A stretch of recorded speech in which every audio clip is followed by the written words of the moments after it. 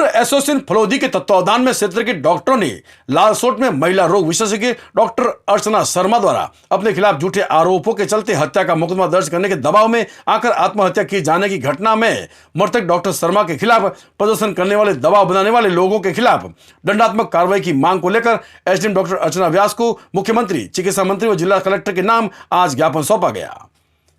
Phalodi doctor association के अध्यक्ष B R. Paliwal से मिली जानकारी के अनुसार 29 मार्च को दौसा जिले के लालसोट नगर में आनंद हॉस्पिटल के बाहर प्रदर्शन, चिकित्सक के विरुद्ध हत्या का मुकदमा दर्ज करवाने के लिए दबाव बनाना, चिकित्सकों से जबरन पैसा वसूली व उन पर अत्यधिक मानसिक दबाव बनाया गया, जिससे आहत होकर महिला रोग विशेषज्ञ डॉक्टर शर्मा द्वारा आत्महत्या जैसा कदम उठाना पड़ा, जो वहां के नेता व पुलिस के साथ प्रशासनिक अधिकारियों पर कई बड़े सवाल खड़े करता है। ज्ञापन में बताया गया कि प्रसूता की स्थिति नाजुक होने के पश्चात भी डॉक्टर अर्चना शर्मा द्वारा पूरे प्रयास किए गए एवं अत्यधिक रक्तस्राव होने के कारण रोगी की मृत्यु हुई, जो मेडिकल कॉम्प्लिकेशन में पीपीएच के अंतर्गत चिकित्सकीय लापरवाही नहीं आती, लेकिन फिर भी चिकित्सालय समक्ष डॉक्टर शर्मा के खिलाफ प्रदर्शन कर उनके खिलाफ हत्या का मुकदमा दर्ज करवाया गया, जो उन्हें आत्महत्या के लिए प्रेरित करने जैसा था।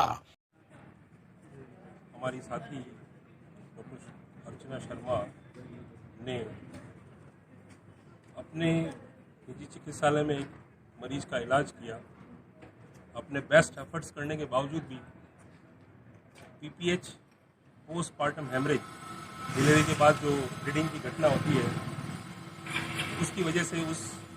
पेशेंट की मौत हुई। और वहाँ के नासमझ लोगों ने, नासमझ राजनेताओं ने बड़े ही बुरे बर्ताव के साथ हमारे चिकित्सक को डीमोरलाइज किया, उसको इतना हतोत्साहित किया, उसको इतना परेशान किया कि उसने आत्महत्या का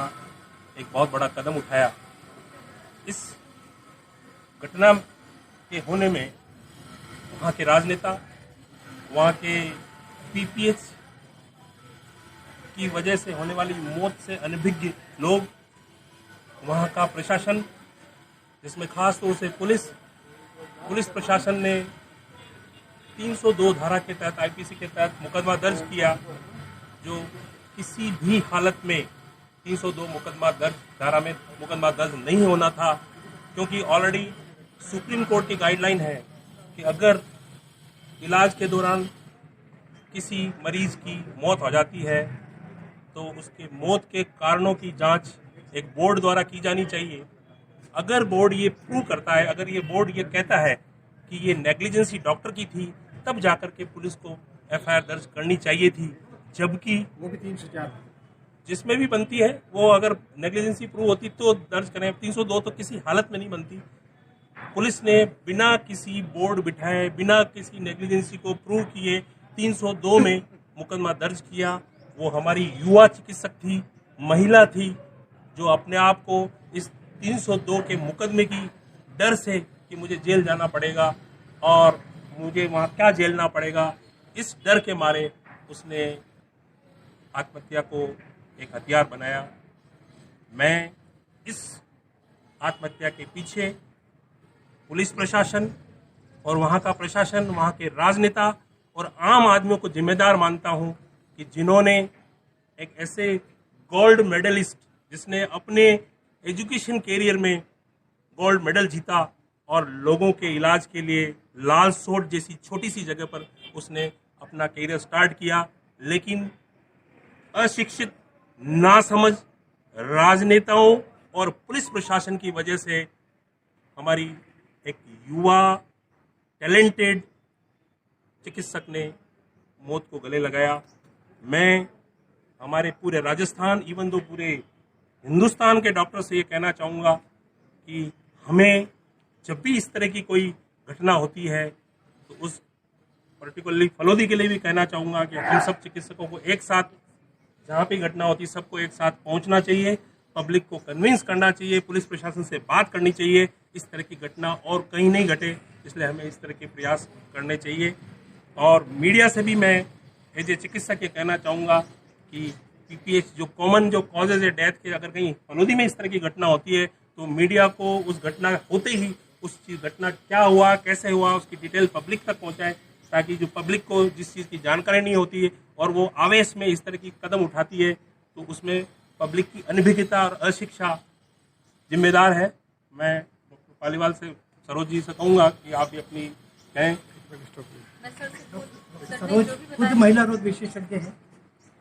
सर ने जो भी बताया पूरी तरह से मैं सहमत हूँ। मैं एक बात पूछना चाहती हूँ सब लोगों से कि डॉक्टरी के अलावा बाकी प्रोफेशन में अगर हमारा बच्चा फेल हो जाता है, हम टीचर को दोष कभी नहीं देते। वकील कोई केस हार जाता है, हम उनको भी दोष नहीं देते। किसी प्रोफेशन में दोष नहीं दिया जाता सिवाय इस डॉक्टरी के। ऐसा क्यों? और डॉक्टर्स बनते हैं लोगों को मारने के लिए, कभी कोई डॉक्टर नहीं बनता है। वो हमेशा हमेशा अपनी लास्ट कोशिश करता रहता है उसको बचाने के लिए। फिर डॉक्टरों के साथ ऐसा क्यों? और आप सोच के देखिए इस प्रोफेशन को कि अगर एक दिन के लिए भी सारे डॉक्टर अगर अपना काम बंद कर दें तो कितनी मौतें ऐसी हो जाएगी जो नहीं होनी चाहिए। तो क्रेडिट नहीं दे सकते तो कम से कम इतना बड़ा डिसक्रेडिट डॉक्टर्स को नहीं दिया जाए कि वो आत्महत्या के लिए मजबूर हो जाए। और मैं तो बोलती हूँ ये आत्महत्या नहीं है, शी वॉज मर्डर्ड।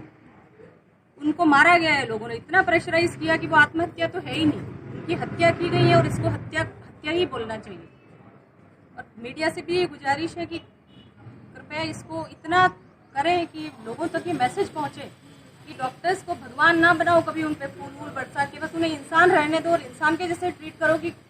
हालांकि इसमें तो मैडम की अर्चना जी की कोई गलती थी भी नहीं, बट ऐसा होता है कि प्रयास करते करते भी पेशेंट ना रहे तो डॉक्टर कुछ भी नहीं कर सकते, क्योंकि वो भी इंसान है ना। जिंदगी देने की क्षमता उनमें नहीं है, प्रयास करने की क्षमता है जो उन्होंने पूरा किया है। तो प्लीज़ डॉक्टर्स को इंसान रहने दें और उन्हें कोऑपरेट करें। आप चाहते हैं कि सोसाइटी में बेटर सर्विसेज दें तो आप लोगों को भी हमें कोऑपरेट करना पड़ेगा, प्रशासन को कोऑपरेट करना पड़ेगा, लोगों को कोऑपरेट करना पड़ेगा। नहीं करेंगे तो हमारा कोऑपरेशन भी आप लोगों को नहीं मिल पाएगा। फिर ये तो गिव एंड टेक वाला होता है। तो आप हमें समझें, हमारी भावनाओं को समझें, हमारे प्रोफेशन को समझें और उसके बाद ही अपना कोई निर्णय दें। एक बात मुझे भी कहनी है कि जब हम किसी चिकित्सालय में डॉक्टर के पास जाते हैं तो एक विश्वास लेके जाते हैं ना कि वहाँ ठीक हो जाएंगे,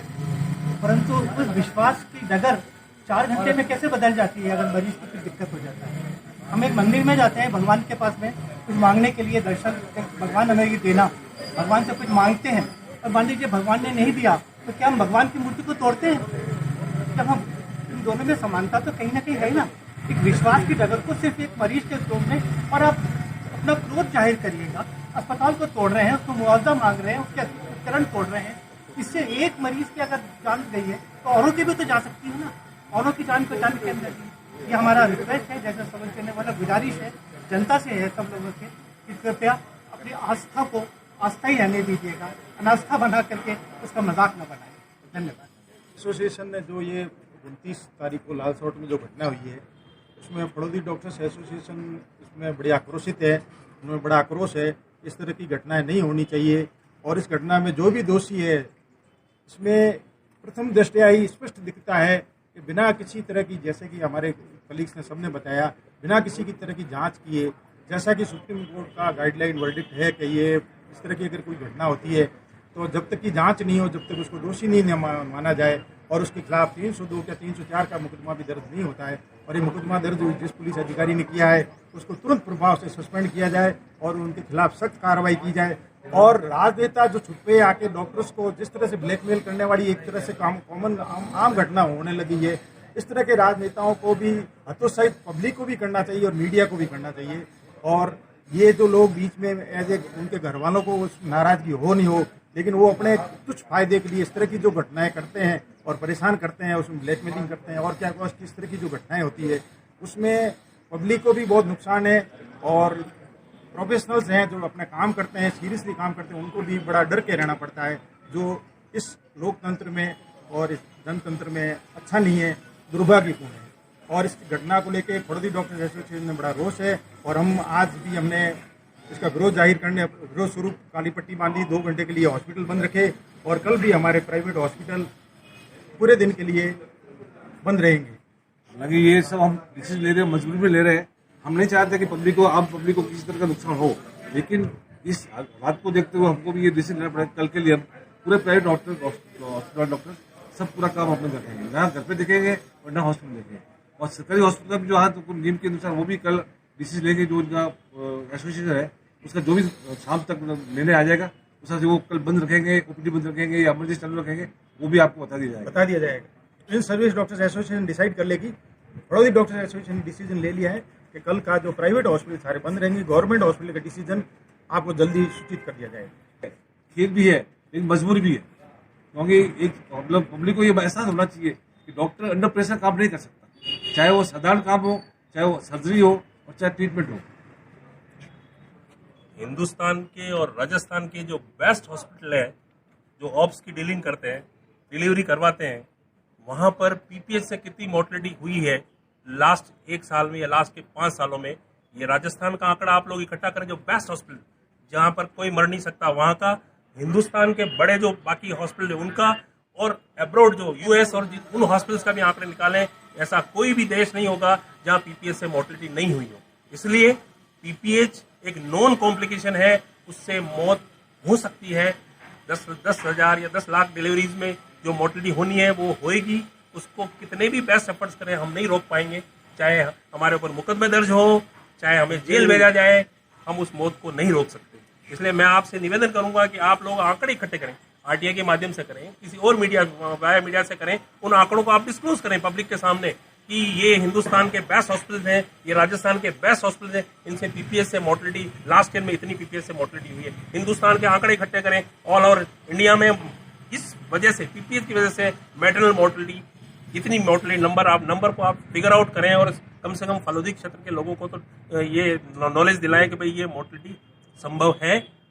होती है और होती रहेगी, इसको जीरो हम नहीं कर सकते। और यहाँ का छोड़िए,